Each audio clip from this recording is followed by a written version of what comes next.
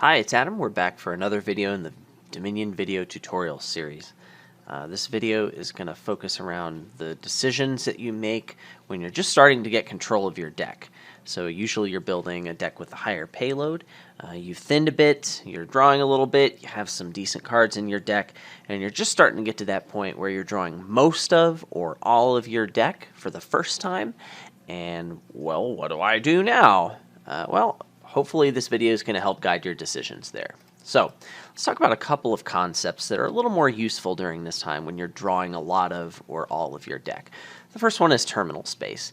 Terminal space is just how many terminal actions you can play in a turn. So after you've played all of your draw cards, you have a certain number of actions remaining, and that's how many terminals you can play. That's your terminal space. The reason this is useful is because you probably shouldn't have more terminals than your terminal space allows. So, you want to be playing all the cards. So if you have more terminals than what your terminal space allows, then you probably need some more villages. That seems to be what you need. You can talk about terminal space when you're not drawing your deck, but it's kind of slightly different in meaning.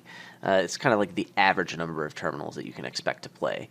So, you could put villages in that kind of a deck. There are good stuff decks out there where that's what you want to be doing.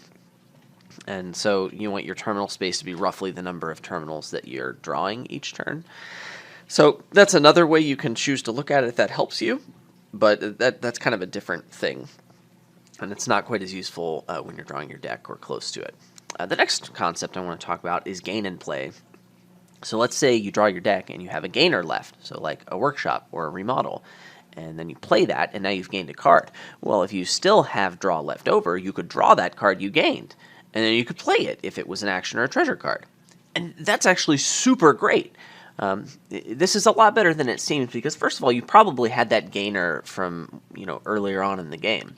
So this gainer is going to be there anyway. And for it to be providing value on this turn as opposed to next turn, that's great because it accelerates how soon you can use that amazing card that you just gained.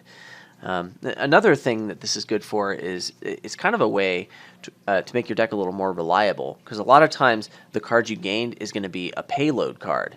And if it's useful as a payload card, then if you want to draw it and play it and add it to your payload for that turn, then that's great. I mean, sometimes it's not a payload card. Sometimes it is a deck control card. And in that case, that doesn't really matter if you gain and play it. But if you can gain and play a payload card, that was a payload card that you didn't have to draw until the very end of your turn. So that means you're going to be drawing your deck control cards instead of that, and that makes your deck more reliable than if you'd had the payload card in your deck to start your turn with. So that's why gain and play is pretty good. Overdraw. So overdraw is kind of the big concept that you can frame a lot of your thinking around. And there are a couple of different ways to look at this. So I'm going to explain sort of the same information a couple different times, and hopefully at least one of them makes sense to you. Hopefully. So let's define overdraw is, it goes like this. If you play a card that gives you some plus cards, but you have no cards left to draw. So, I mean, this is kind of wasting, right? Because if you had something to draw and it was payload, then you would have been better off because now you had this extra payload. So this is a slight inefficiency, and let's talk about when this is bad, good, or okay, or something like that. So when is overdraw bad? And as I just discussed, it's when you could have had payload instead. So I mean, if you draw your deck and you've got like 2 villages and 2 smithies left, that's a little excessive. If the villages and smithies had been cards that helped your current turn as opposed to drawing extra stuff that you don't have in your deck, then you would have been a little bit better off. So that's a situation where overdraw is bad. Also, overdraw is bad when not drawing a few cards doesn't hurt you that much. What does that mean? It means that if I don't draw all of my deck and I still have a couple of things left, it's fine, right? There's not one card in my deck that is just absolutely imperative I need to play every turn, like a junking attack or something like that. So if it's okay for me to just get through most of my deck and not all of it, then I don't really need to invest in overdraw because it's fine if I don't draw the whole deck. So when is overdraw okay? Well, it's not super fantastic, but it's okay to do it.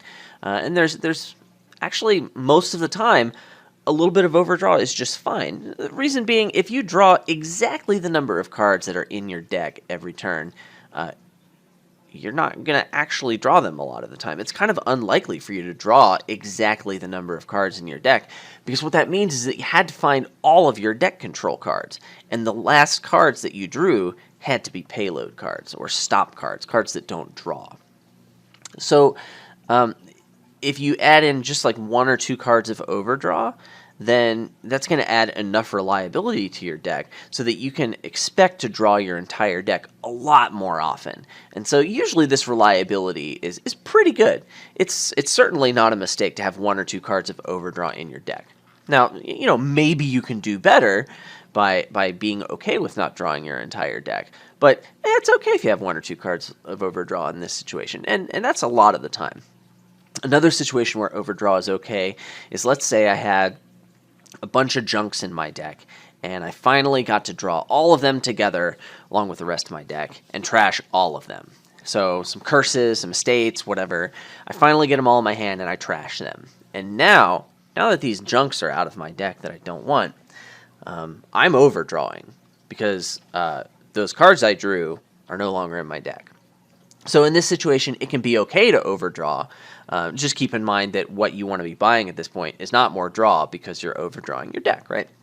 Now, in the case where those cards you just trash are all coppers, usually you can do better than just blanket trashing all of those coppers. What you want to do here is plan ahead a couple of turns and think about, well, how many coppers do I need this turn to buy what I want? And then once I have that, what's my next turn like? And how many of those coppers am I going to wish that I had to buy what I want to get next turn? And so you'll want to keep as many coppers as you're going to need for however many turns you think you're going to keep them around. So that's when planning ahead is going to be good, but just be careful when you're trashing coppers if you feel like you're going to be overdrawing because you didn't have those coppers, because a lot of times you can do better. Finally, let's talk about when overdraw is good. And so there are a few different types of situations. The first big one is when it's important for your deck to be reliable. Right, when I had that deck with 2 extra villages and 2 extra smithies in it, yeah, I overdrew a lot there.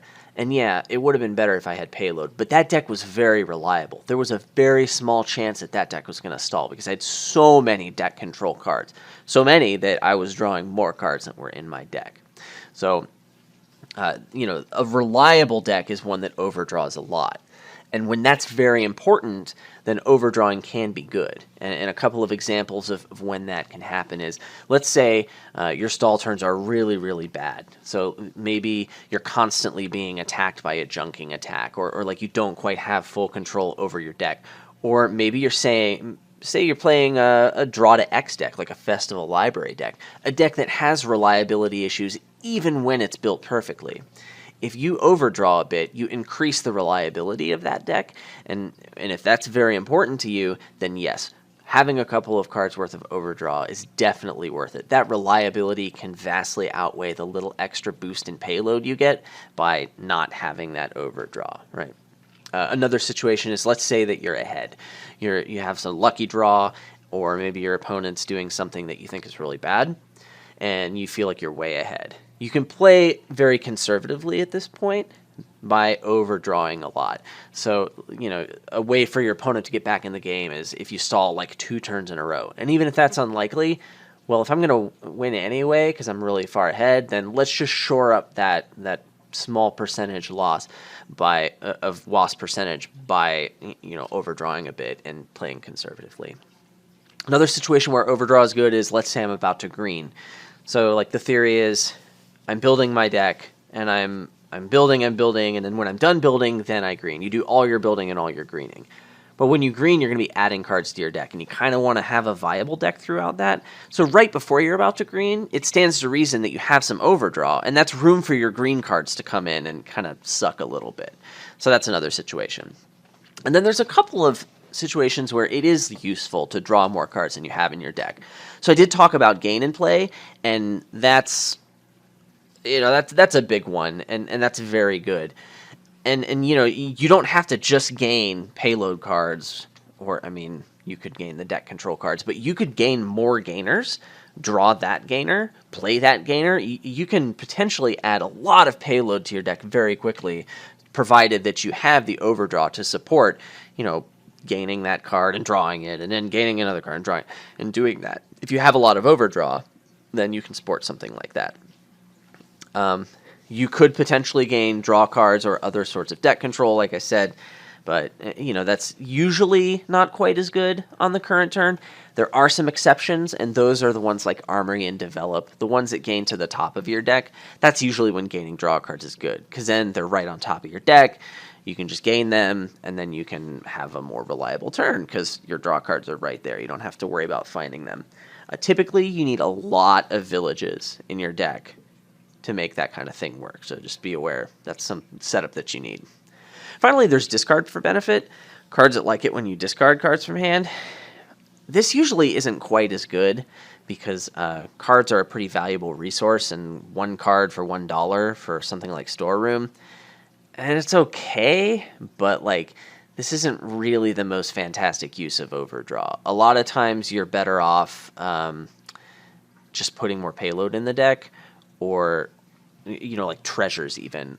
Or a lot of times you're just better off not even bothering with this and just going ahead and greening already instead of trying to build more by using Overdraw in this way. So hopefully this helps, and hopefully you'll watch the next video. Thanks for watching.